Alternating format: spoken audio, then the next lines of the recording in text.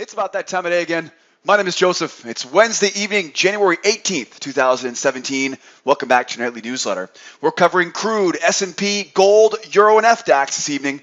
Crude is bearish and trying to finish off a measured move this evening, but after such a strong move lower today, we can assume the bears will be patiently waiting for a higher price to sell tomorrow. We got that inventory report, though, as a variable tomorrow. We'll put the plan together here and see how it does.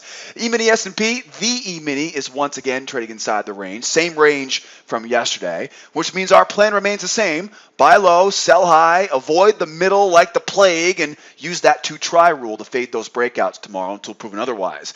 Gold, the yellow metal, is bearish after price collapsed just after lunch this afternoon, and the move lower was so large that we assume sellers are going to be weary of selling this low and be looking for selling opportunities up at higher prices tomorrow. The euro, the 6E, is bearish and trading just below the low of a bear channel, which tells the sellers to look for a successful breakout pullback below the double down or wait for a correction up into the battle zone. Gold and euro have some really interesting comparisons tonight. We'll dig into that in a few moments. And of course, we can't forget about good friends of the FDAX. The DAX is bullish, trying to finish off rotation to the high of a bull channel after a beautiful pullback into the battle zone from last night's newsletter and sent prices soaring higher to finish the session today. Boy, I get another great newsletter for you guys and gals tonight. We had a ton, literally a ton of setups waiting for us tomorrow. We get a big day, big opportunities. Let's not waste any time. Before we jump into those charts, I do want to remind you the only place to watch the full-length version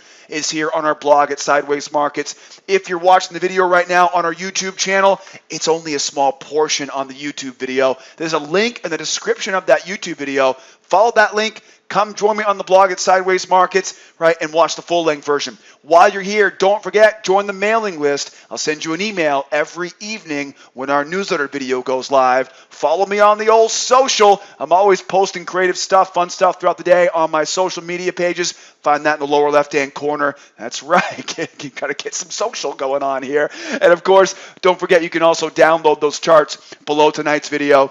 Follow that link that says click here to download today's charts. Have all the charts from tonight's video on your computer for tomorrow. I'm not done yet. Don't forget, you're going to learn more with me in 90 minutes on that free pass than anywhere else on the interwebs. I can pretty much guarantee you that. Grab that free pass if you're not a member here at School of Trade and come out and join me as a guest in the trade room a few days this week. And of course, if you're brand new here, right, please don't forget we get a great frequently asked questions page. The who, what, where, when, and why. We're known as being the industry standard in futures trading strategies and professional grade education.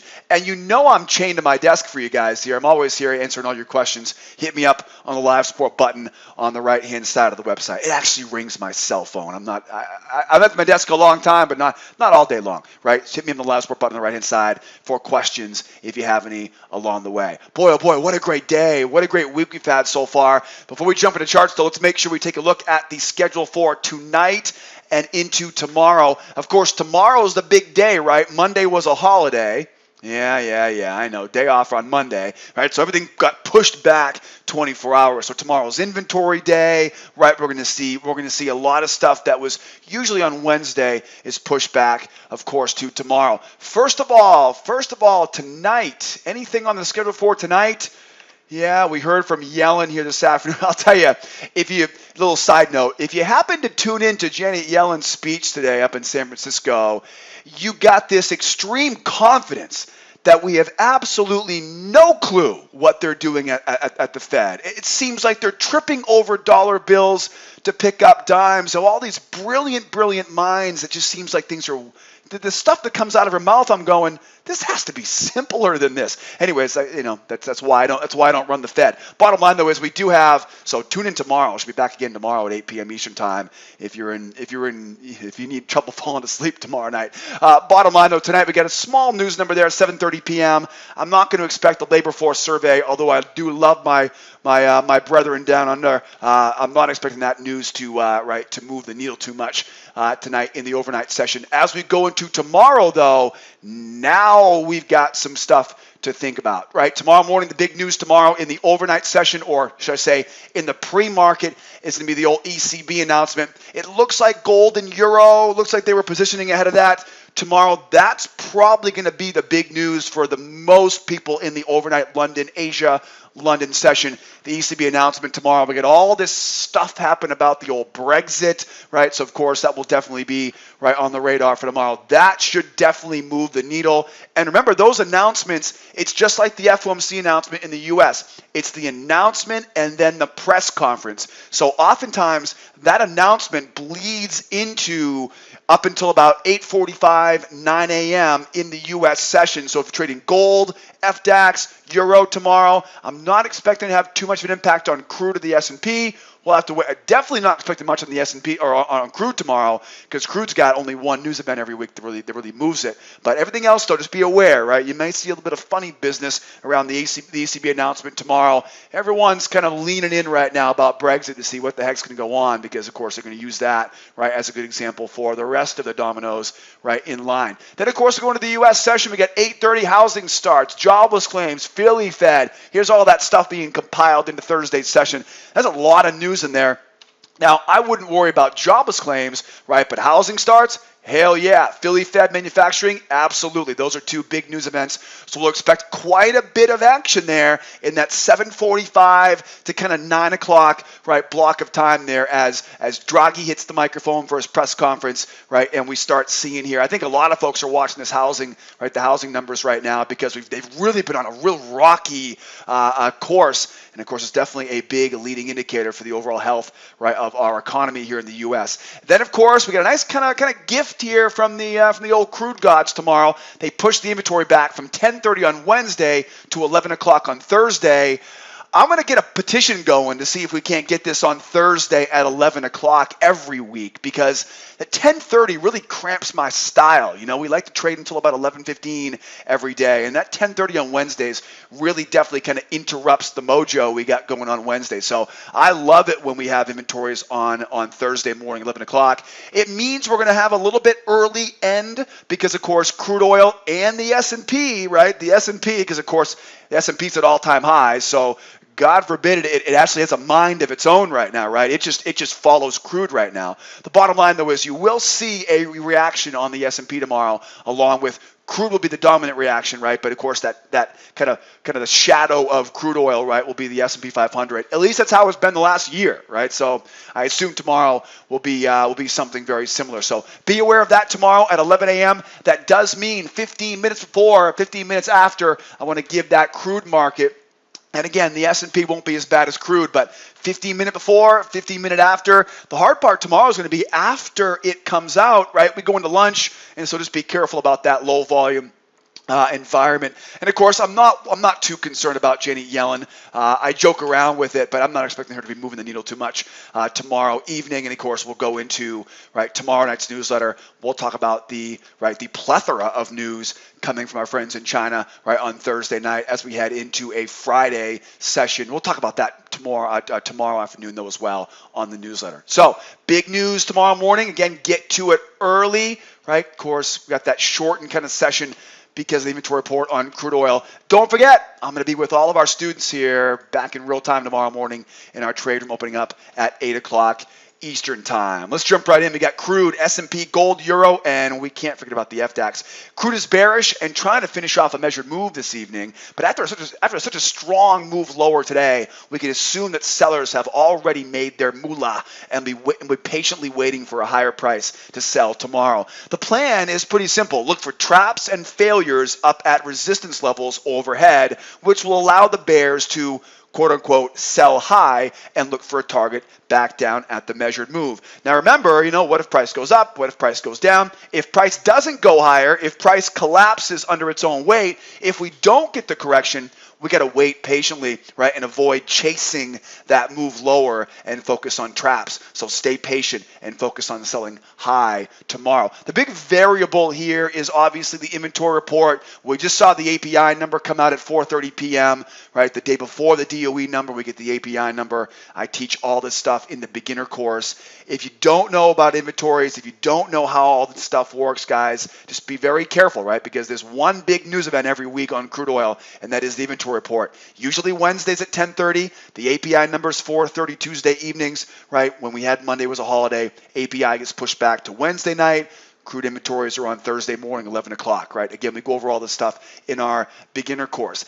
That definitely tells us that we're going to be using these levels tomorrow. Frequently what happens is, right, the information we get from the news, I then use that to project my levels, right, for tomorrow. So we have API support at 51.71. We have API resistance at 52.70, right, 53.03. And a lot of times what happens is price just kind of rolls in between these areas, right? A lot of times they kind of roll between those areas leading into the news. Now, I'd be lying to you if I told you as we go into the news that I know what's going to happen. News is always a big variable. The best I can do going into inventory reports is to make sure we know what my trend is, where my levels of support and resistance are, and where the most reliable trades are going to come. Once that news comes out, right, batten down the hatches, right, put your helmet on, and just kind of wait for that volatility to calm down, and then put the plan together, right, once that news comes out. The good thing is the news ain't coming out until 11 o'clock tomorrow, so we got almost a full morning session, right, that we can get down with. Now, also want to remind you too, this is the 317 contract. I hope you paid attention last night. I talked about the rollover between the 217 and the 317. Surprise, surprise, we woke up this morning and the volume was, of course, dramatically higher on the 317. So we should have been trading the 317 contract here today. If you ended up trading the 217 contract today, you saw nobody died, right? Nobody died. You probably didn't get very much, right? Low volume, but there's nothing illegal about trading the 217 contract. Just make sure you're aware when the volume goes over, we want to be trading the contract with the most amount of volume. So we're on the 317 until when? Around the 18th of the month, right? So fast forward next month around the 18th, we're going to start talking about this again. It's pretty consistent like that. So as we go lower here, bear channel. I'm kind of drawing this up as a bear wedge right now. There's a few different ways you could draw this. You could draw it as a channel, right, larger channel, but that bounce off that low, it's just I'm not really in love with that as a bear channel. I have it drawn right now a couple different ways. First of all, as a bear spiking channel, just the way this market fell out of bed here this morning, right? That strong spike down, we brought that lower low here, that creates that spike in channel. So that's the first one, right? It's a bear spike and channel, right? Spike down into a channel, and of course that tells me we're going to look to sell, right, the high of that channel, right? That's where, of course, right, that's where the juiciest selling opportunities are going to be, right? Get that price up and sell it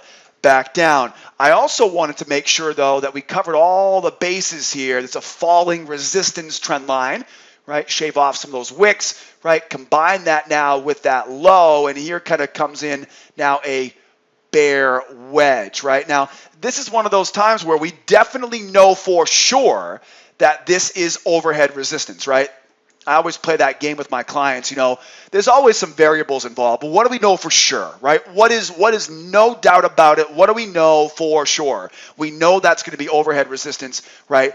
We may not see it go all the way up to the high of that spiking channel, right? It may only make it up to the high of that wedge. So these are two areas that we're going to be watching closely once we get up to that area. I would expect that eventually tomorrow we're going to see those sellers, right, get out of the way, let this price go up. So those two areas of resistance overhead. The kind of the question mark was whether or not this trend line, right, is really going to be in play, right? For all we know, right, this may just be a steeper, right, bear channel, and it may end up running through it. Okay, so just be aware of that. That bottom end of that is still a little bit to be determined. Now, with that said, it doesn't really make too much of a difference because I still can't get away with selling low, right? I have the measured move in the way, the API levels are there, the prior week low, right? So think of this whole area here as kind of the no trade zone.